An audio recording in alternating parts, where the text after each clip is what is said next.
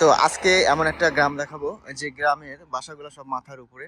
সমাধিস্থল আছে যেখানে জাপানিজরা মারা গেলে তাদের দাফন করা হয়, এবং জাপানিজ যে সমাধিস্থল এটা কিন্তু বেশিরভাগই আপনার বন জঙ্গল কিংবা পাহাড় পর্বত, আপনার গহীন জায়গাতে হয়। আর শীতের সময় জাপানের একটা বিষয় বলি, তাদের যে দেবতা তারা যে বিশ্বাস করে তাদের মাথায় টুপি পরায় রাখে। মানে এটা কেন রাখে জানি না, শীতের জন্যই রাখে কিনা এই বিষয়ে কেউ জানলে অবশ্যই জানাবেন।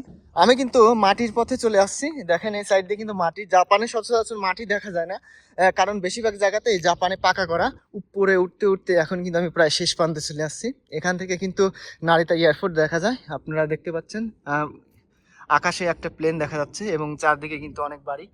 আসসালামু আলাইকুম, হ্যালো লিসেনার, সবাই কেমন আছেন? আশা করি আল্লাহর রহমতে সবাই ভালো আছেন। তো চলে আসলাম স্যাম ক্যামেরা একটা নতুন ভিডিওতে। আজকে আপনাদের একটা নতুন একটা বিষয় দেখাবো। যদিও আমি প্রায় সময় জাপানিজ বিভিন্ন ভিলেজের বিভিন্ন গ্রামের কিন্তু আপনাদের ভিডিও দিয়ে থাকি। তো আজকে এমন একটা গ্রাম দেখাবো যে গ্রামের বাসাগুলো সব মাথার উপরে। আমার সামনে দেখতেছেন এই বাড়িগুলা এতটা উপরে, আপনার প্রায় 20 তলা 30 তলা উপর হবে, এবং এগুলা কিন্তু উপর দিয়ে মাটি, এবং এগুলা কিন্তু এক ধরনের পাহাড় বলতে পারেন না, এগুলা ছোট ছোট যে টিলা আছে সেই উঁচু উঁচু জায়গাতে কিন্তু জাপানিজরা বিভিন্ন জায়গায় এরকম বাড়ি করে থাকে। তো অনেক সময় অনেক জায়গায় দেখা যায় কি আপনার সেরকম কেউ নাই, আপনার শুধুমাত্র একাকী বাড়ি থাকে, এবং বিভিন্ন জায়গাতে কিন্তু আপনার এইভাবে অনেক ভয়ভীতি জায়গাতেও কিন্তু জাপানিজরা একা একা বাড়ি করে থাকে। তো এই যে জাপানিজ যে গ্রামগুলা হয়, এই গ্রামগুলোতে কিরকম পরিবেশ এবং এই গ্রামের যে অবস্থান এগুলা দেখতে কিরকম, আমি কিন্তু প্রায় সময়ই এভাবে ভিডিও করে থাকি। তো আপনারা যারা আমার চ্যানেলে নতুন আছেন তারা অবশ্যই সাবস্ক্রাইব করে রাখবেন।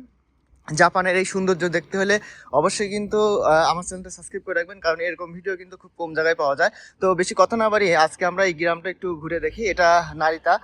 নারিতা, আমি থাকি নারিতা, আর নারিতার পাশ দিয়েই কিন্তু অনেক সুন্দর সুন্দর জায়গা আছে, বিভিন্ন গ্রাম আছে, বিভিন্ন শহরের মতো ভাইব আছে। তো আমি কিন্তু সেই জিনিসগুলো আপনাদের কাছে নিয়মিত তুলে ধরার চেষ্টা করি।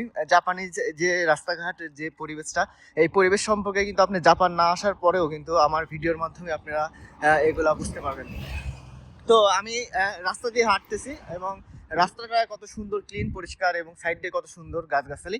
তো এটা কিন্তু জাপানিজ একটা মন্দির। এই মন্দিরগুলো কিন্তু জাপানিজ অনেক পুরাতন মন্দির। জাপানিজরা কিন্তু মন্দিরে সেরকম যাতায়াত করে না, কারণ জাপানিজদের মধ্যে কিন্তু বেশিরভাগ লোকই এখন নাস্তিকের পরিণত হয়েছে, যার কারণে তারা ধর্ম নিয়ে সেরকম বিশ্বাস করে না। তবে যখন কোনো উৎসব হয়, আনন্দ মুহূর্ত হয়, তখন কিন্তু আবার অনেক জাপানিরা সেটাই অংশগ্রহণ করে। যদিও তারা ধর্মের প্রতি সেরকম একটা ভক্তি নাই, তারপরে কিন্তু এই অনুষ্ঠানগুলা বিভিন্ন সামাজিক যে কালচারগুলা এর মধ্যে কিন্তু তারা নিত্যদিনীয় সময় কি পার করে। তো আমি কিন্তু এখন উপর দিকে চলে যাব, আর উপর দিকে উঠেই কিন্তু আপনাদের দেখাবো যে মাথার উপরে যে জাপানিজ বাড়িঘর, এগুলো দেখতে আসলে কতটা সুন্দর হয়, এবং জাপানিজরা কিভাবে বসবাস করে। তো জাপানের এই যে কালচারগুলো আছে, বিভিন্ন জায়গায় একাকী থাকা এবং বিভিন্ন পরিবেশের সাথে তারা মানায় চলা। আমাদের দেশেও কিন্তু অনেক জাপানিজ যায়। তো এই জাপানিজদের একটা বিষয় আমি বলি, তারা কিন্তু অনেক ধৈর্যশীল। বিশেষ করে আমাদের দেশেও কিন্তু অনেক জাপানিজে এখন অবস্থান করে। তো আমাদের দেশের যে অবস্থা, তারপরে কিন্তু জাপানিজরা এত সুন্দর একটা পরিবেশ ছেড়ে আমাদের দেশে যায় কিন্তু থাকতে পারে, মানায় নিতে পারে। তবে জাপানিজরা এত উন্নত একটা প্রযুক্তি ছেড়ে, উন্নত পরিবেশ ছেড়ে আমাদের দেশে যা যখন বসবাস করে, আসলে সেটা আসলে অবাক করা বিষয়। তারা কিভাবে থাকে জানে না। তো আমি কিন্তু অনেক উপরে উঠছি, আর এই উপর থেকে কিন্তু নিচের যে গাড়িগুলো আছে সেখানগুলো দেখা যাবে। আপনার উপর দিয়ে ব্রিজ আছে, ওটা মেট্রো রেলের যে ব্রিজটা, আর নিচ দিয়ে কিন্তু আপনার অনেক বাড়ি আছে, এবং নতুন নতুন যে বাড়িঘর তৈরি হয় এখান থেকে কিন্তু দেখা যায়। তো জাপানিজের এই যে উপর দিক দিয়ে আমরা উঠলাম, এই রাস্তা, এই উপর দিক দিয়ে কিন্তু একটা বাড়ির সারি সারি। তো এই যে পরিবেশটা, এটা কিন্তু জাপানে বেশিরভাগ দেখা যায়। এটা একটা জাপানিজ রেস্টুরেন্ট।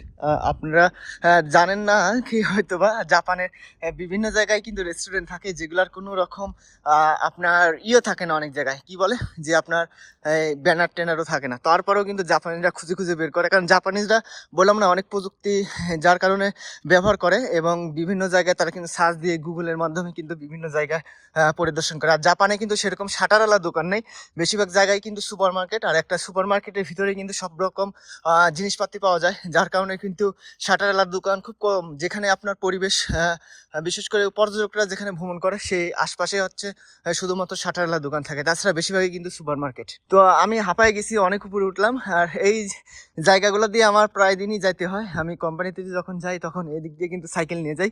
যদিও সাইকেল চালানো অনেক কষ্ট হয়, তারপরেও কিন্তু গিয়ারওয়ালা সাইকেল লাগে। তাছাড়া এই যে উপর জায়গাগুলো, এই জায়গায় উঠতে পারবে না। তারপরেও আপনার অনেক জায়গায় হেঁটে যেতে হবে। আর জাপানের কিন্তু এরকমই বৈশিষ্ট্য। জাপানের রাস্তাঘাট এবং প্রত্যেকটা জায়গাতেই কিন্তু আপনার বিভিন্ন ধরনের এই যে রাস্তাঘাটের প্রবলেমগুলো ফেস করতে হয়, কারণ সমান রাস্তা খুব কম আছে। আপনার শহর এলাকা যেখানে যাবেন সেখানে প্রচুর পরিমাণে সমান রাস্তা, তবে এই গ্রাম অঞ্চলে কিন্তু এরকম উঁচু নিচু রাস্তা কিন্তু প্রচুর। আর এই যে বাড়িগুলো দেখতেছেন, এগুলো কিন্তু আপনার বেশিরভাগই ভাড়াটে বাড়ি, এবং ভাড়া যারা বিদেশ থেকে আসে, বাইরের দেশ থেকে আসে, তাদের জন্য কিন্তু এরকম সিস্টেমে জাপানিজরা বাড়ি করে দেয়।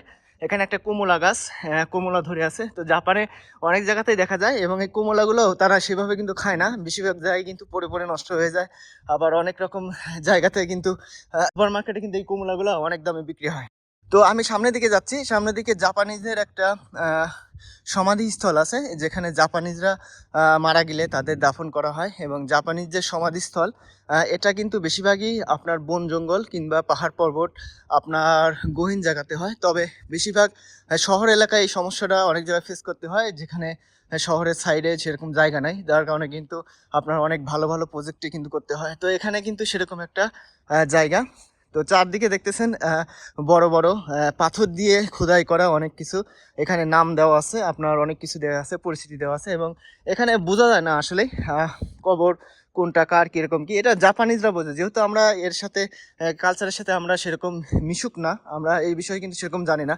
ফুলের গাছ আছে, বিভিন্ন পাথর দিয়ে কিন্তু খোদাই করা আছে।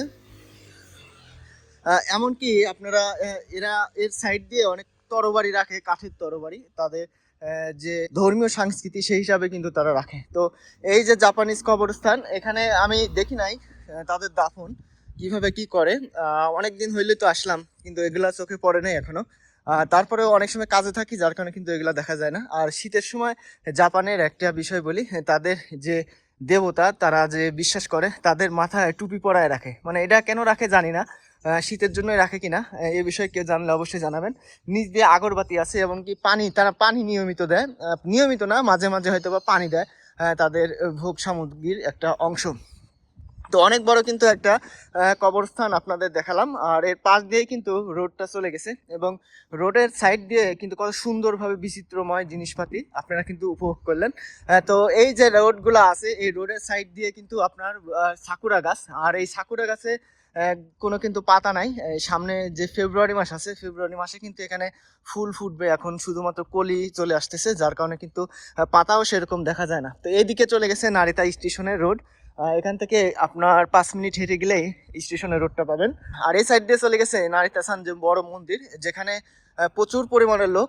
এখানে যে মন্দিরটা, আসলে মন্দিরটা ঘিরে কিন্তু প্রচুর পরিমাণে আপনার ভ্রমণের জন্য জায়গা করা আছে, যার কারণে কিন্তু জাপানিজরা, অন্যান্য দেশের লোকজনও কিন্তু এখানে ভ্রমণ করতে আসে। তো এই ভ্রমণটা কিন্তু মন্দিরকে ঘিরে না, এখানে বড় বড় বৈশিষ্ট্য আছে, বিশেষ করে পুরাতন দিনের অনেক আর্কিটেকচার এখানে তৈরি করা, বিভিন্ন পাথর, বিভিন্ন মূর্তি, যেগুলো কিন্তু মানুষের মন করে, যার কারণে কিন্তু এখানে অনেকেই বেড়াতে আসে। তো এটা আসলে একটা তাদের ধর্মীয় কালচার। এখানে তাদের যে বিষয়গুলো তারা সেভাবে সুন্দরভাবে ফুটিয়ে তোলার চেষ্টা করে। তো এই পাশ দিয়ে আপনারা চলে গেছে, এদিকে একটা স্কুল আছে, বাচ্চাদের একটা স্কুল। এই স্কুলে কিন্তু অনেক বাচ্চারা লেখাপড়া করে, এবং নিচ দিয়ে কিন্তু আপনার 2টা বাস আছে। এই বাসে স্কুলের যে বাসটা সেখান থেকে এখানে চলাফেরা করে। এই পাশ দিয়ে কিন্তু টানেল আছে, টানেলের ওই পাশ দিয়ে কিন্তু আবার অন্যান্য জায়গা। আর এই পাশ দিয়ে দেখতেছেন আপনার প্রচুর পরিমাণ বাঁশ। এই বাঁশগুলা কিন্তু জাপানিজরা ব্যবহার করে না। আমি অনেক কিছু দেখি, জাপানিজরা কিন্তু প্রচুর অপচয় করে। কেমন অপচয় করে, মনে করেন যে আমরা যেরকম অনেক কিছু কিন্তু সংরক্ষণ করি, যেগুলা আমরা বিভিন্ন কাজে ব্যবহার করি, তো জাপানিজরা কিন্তু এই জিনিসগুলো করে না, যার কারণে আপনার এগুলো অনেক জায়গায় নষ্ট হয়ে যায়। বিভিন্ন গাছ আছে, বিভিন্ন বাঁশ আছে, এগুলাতে কিন্তু বিভিন্ন জিনিস ব্যবহার করা যায়। আর এর কারণ হচ্ছে জাপানিজরা সচরাচর কেউ অন্যের জিনিসটা ধরে না, সেটা যারই হোক, সরকারি জিনিস হোক বা পড়ে থাকা জিনিস হোক। তারপরে অনেকে ধরে। আসলে প্রত্যেক দেশে এই খারাপ ভালো কিছু লোক থাকে, যারা কিন্তু এই জিনিসগুলো নিয়ম মেনে চলে। তো জাপানিজের মধ্যেও কিন্তু এমন অনেক রুলস নিয়ম আছে যেগুলো জাপানিজরা মানে না। অনেক জায়গায় স্মোকিং করে, আপনার রাস্তাঘাটে অনেক সময় ময়লা আবর্জনা ফেলে রাখে। তো এই যে জিনিসগুলা, তো তবে এই জিনিসগুলো খুব কম, যার কারণে কিন্তু জাপানের পরিবেশটা এত ভালো। কারণ একটা বিষয়, একটা জাতির মধ্যে যখন কিন্তু একটা জিনিস বেশি হবে সেই জিনিসটা কিন্তু সেখানে ফুটে উঠবে। তো এখানে হচ্ছে জাপানিজের একটা স্কুল, বাচ্চাদের একটা স্কুল, অনেক সুন্দর। কিন্তু এখানে একটা পোস্ট বক্স আছে, সাইড দিয়ে কিন্তু বিভিন্ন খেলার জিনিস আছে। তো এই জিনিসগুলো আজকে স্কুল বন্ধ সম্ভবত। তো এই জাপানিজ স্কুলে কিন্তু বাচ্চারা ছোটবেলা থেকেই অনেক সুন্দরভাবে লেখাপড়ার পাশাপাশি বিভিন্ন ধরনের দক্ষতা অর্জন করে, যার কারণে তার ভবিষ্যতে চলাফেরার বিষয়ে এবং বিভিন্ন চাকরির বিষয়ে তাদের আর সেরকম টেনশন করতে হয় না। আমি কিন্তু মাটির পথে চলে আসছি, দেখেন এই সাইড দিয়ে কিন্তু মাটি, জাপানে সচরাচর মাটি দেখা যায় না, কারণ বেশিরভাগ জায়গাতেই জাপানে পাকা করা। আর পাকা করার কারণে জাপানে কিন্তু সেরকম কাদামাটি হয় না। আর এখানে দেখেন মাটির রাস্তা, চারদিকে বাঁশের ঝোড় এবং পাশ দিয়ে কিন্তু সরু রাস্তা। তো এই রোডে মাঝে মাঝে হাঁটতে ভালো লাগে। আমি ফার্স্ট টাইম যখন জাপানে আসি তখন একবার এই রোডে আসছিলাম, তো আজকে দ্বিতীয়বার আসা। আস্তে আস্তে কিন্তু আমি প্রায় শেষ প্রান্তে চলে আসছি। আপনাদের প্রথমে ভিডিও শুরুতে যে জায়গাটা দেখাইছিলাম, এখন কিন্তু প্রায় সেই জায়গাতে চলে আসছি। তো জাপানের এই পরিবেশগুলা অনেক কিছুই কিন্তু উপলব্ধি করা যায় এবং অনেক কিছু শিকার আছে, যার মাধ্যমে কিন্তু অনেক কিছু জ্ঞান অর্জন হয়। তো এই পাশ দিয়ে বিভিন্ন কিন্তু বাড়ি আছে, কাঠের বাড়িগুলা, কত উপর দিয়ে নিচ দিয়ে বিভিন্ন তালা বিশিষ্ট কিন্তু এই বাড়িগুলা। আর এই পাশ দিয়ে একটা গাছ আছে। তো জাপানে বেশিরভাগ ফলের গাছগুলা ছোট ছোট, যেমন আপনার আপেল, কমলা, এই আঙ্গুর ফুল, অনেক গাছগুলো আছে। তো বড় বড় ফলের গাছ সেরকম দেখি না। আমাদের দেশে যে বা আম জাম কাঁঠাল অনেক বড় বড় গাছে ধরে, কিন্তু জাপানে সেরকম দেখতে পাই না। তো জাপানের এই পরিবেশটা অনেক সুন্দর লাগে, কারণ কি জাপানে শীত বেশি, আর শীত বেশি থাকার কারণে জাপানের পরিবেশটা কিন্তু অনেক স্তব্ধ থাকে। তো আমি সামনে একটা গেটের মধ্যে চলে আসি, এই গেটের পরে আর যেতে পারবো না, কারণ এই গেটের ওই পাশে হচ্ছে বাড়ি, তার বাড়ি মালিকানাধীন। তো আমি গেট পর্যন্ত যাব। এখানে আপনাদের দেখালাম যে কত উপরে উঠলাম, আর উপরে উঠতে উঠতে এখন কিন্তু আমি প্রায় শেষ প্রান্তে চলে আসছি। এখান থেকে কিন্তু নারিতা এয়ারপোর্ট দেখা যায়, আপনারা দেখতে পাচ্ছেন। আকাশে একটা প্লেন দেখা যাচ্ছে এবং চারদিকে কিন্তু অনেক বাড়ি। তো এই জায়গা থেকে কিন্তু আপনি সবকিছু দেখতে পারবেন। অনেক উপরে চলে আসছি। তো জাপানের এই সুন্দর সুন্দর পরিবেশ, বিভিন্ন যে প্রোডাক্ট, বিভিন্ন সুপারমার্কেট, বিভিন্ন সাংস্কৃতিক, সব বিষয় নিয়ে কিন্তু আপনাদের আমি তথ্য দেওয়ার চেষ্টা করি। যারা জাপান সম্পর্কে এরকম অজানা তথ্য পেতে চান, অবশ্যই আমার চ্যানেলটা সাবস্ক্রাইব করে রাখুন। তো সবাই ভালো থাকবেন, সুস্থ থাকবেন, আবার দেখা হবে নতুন কোনো একটা ভিডিওতে। আজকের মতো এখানেই বিদায়।